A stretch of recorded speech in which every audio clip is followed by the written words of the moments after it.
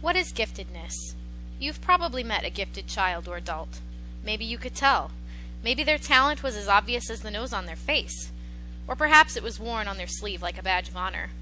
But maybe you couldn't tell.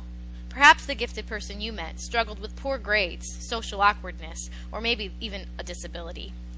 Tracy L. Cross tells us that a gifted person is a person who shows extraordinary ability for high levels of performance and, if provided appropriate opportunities, demonstrates a development of talent that exceeds normal levels of performance. Extraordinary ability, high levels of performance, exceeding normal levels, these are key words that tell us what we already knew about giftedness, but here's something you might have missed in that definition: appropriate opportunities. Gifted individuals require appropriate opportunities to reach their exceptional potential. Are our schools currently providing appropriate opportunities for gifted students? Not always, but the status quo tells us that everything is fine. Myth 1. Gifted students will be fine on their own. As with all students, gifted students need the guidance and instruction of teachers who can help them reach their potential. A gifted child who is not identified or nurtured may become bored and listless in the classroom. This can lead to underachieving, poor grades, or acting out. Furthermore, giftedness may lead children to feeling that they are different or isolated from their peers.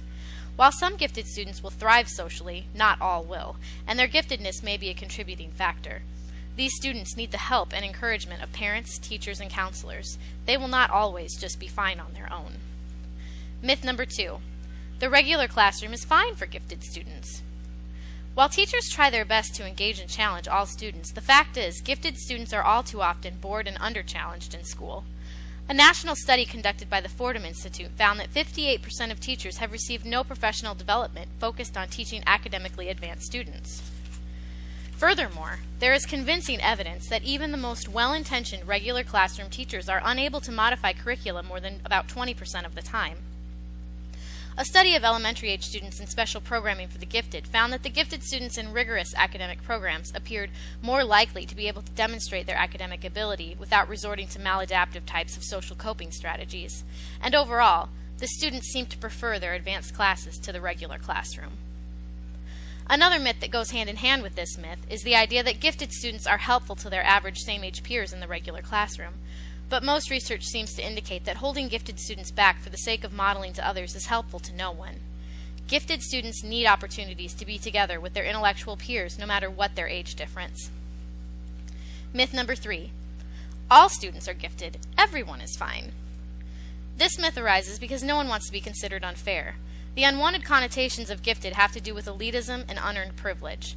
But while all children are valuable and unique, not all children are gifted with the ability for extraordinary talent or potential levels of performance. Myth number 4. Our current AP courses and limited tag programs are fine. There are a combination of factors contributing to this myth. Perhaps the first being that historically academic acceleration has been frowned upon and worried over by parents and educators, despite little to no evidence that it is harmful to the students who are accelerated. In fact, most evidence indicates otherwise. Carefully planned academic acceleration can be wonderfully beneficial to the gifted child. But because the myth persists, some are willing to settle for what is already being offered in schools and call it good. The reality is, gifted students are students with needs that are above and beyond what the regular classroom can offer. They need more opportunities for maximizing their learning and performance. No, everything is not fine. These common myths prevent the public from truly understanding the importance of identifying and providing opportunities for our gifted youth. And without knowledge and understanding, appropriate action can't be taken. The fact is that issues of behavior management, reinforcement, task analysis, and control and individualization have been worked out in thorough detail for exceptional students on one side of the bell curve. Because of the idea of vertical equality, we strive to lift these struggling learners up, to make them more equal, and in the process we found that many of the strategies developed to help special needs learners are also useful in the general classroom. In the same way, approaches used to nurture gifted students may be relevant for average students. So what can we do? As educators, identification of gifted students and differentiated instruction and assessment of gifted students is key, along with professional development that focuses on equipping teachers and educational professionals for working with gifted students. As parents and concerned community members, we can get involved locally and advocate for the inclusion or improvement of talented and gifted programs in our schools.